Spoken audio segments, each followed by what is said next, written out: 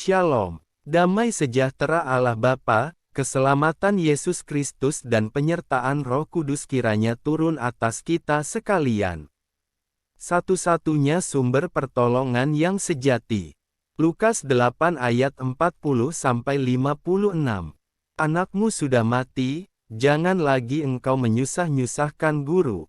Lukas 8 ayat 49. Ketika dilanda permasalahan, hal pertama yang kita butuhkan adalah suatu pertolongan. Pertolongan yang bagaimana? Semua orang pasti mengharapkan pertolongan yang datang tepat pada waktunya, bukan pertolongan yang datangnya terlambat atau tertunda. Bagaimana rasanya jika pertolongan yang ditunggu-tunggu ternyata datangnya sangat terlambat? Saat itulah orang pasti akan marah, jengkel, kecewa, bersungut-sungut dan akhirnya meninggalkan Tuhan dengan menyimpan kepahitan yang akut. Yang tidak kita sadari adalah ada kalanya Tuhan mengizinkan pertolongan itu sepertinya datang terlambat karena Ia memiliki tujuan dan rencana yang indah di balik keterlambatan tersebut. Pertolongan yang sepertinya tertunda dan sangat terlambat juga dialami oleh Yairus, seorang kepala rumah ibadat yang mengalami masalah berat karena anak perempuan satu-satunya, yang berumur kira-kira 12 tahun, hampir mati. Lukas 8 ayat 42. Ketika masalah datang Yairus membuat sebuah keputusan yang sangat tepat yaitu tidak lari mencari pertolongan kepada manusia atau sumber-sumber lain yang ada di dunia ini, tetapi ia datang kepada Yesus.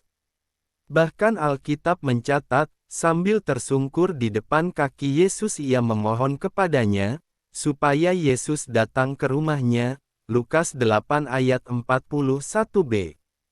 Kata, tersungkur, menunjuk kepada suatu sikap kesungguhan yang didasari oleh kerendahan hati. Ia tidak merasa malu dan gengsi meski dilihat oleh orang banyak. Ia tidak menghiraukan statusnya sebagai kepala rumah ibadat. Dengan kata lain ia rela menanggalkan segala atribut demi bertemu dengan Yesus. Ketika tertimpa masalah ada banyak orang Kristen yang tidak langsung datang kepada Tuhan Yesus, tapi mereka mencoba mengatasi masalahnya dengan kekuatan sendiri dan seringkali pula mereka tergoda untuk mencari pertolongan instan kepada dunia. Dan karena merasa diri orang kaya, terpandang dan berkedudukan tinggi, mereka merasa enggan dan gengsi untuk tersungkur di bawah kaki Tuhan Yesus dan merendahkan diri.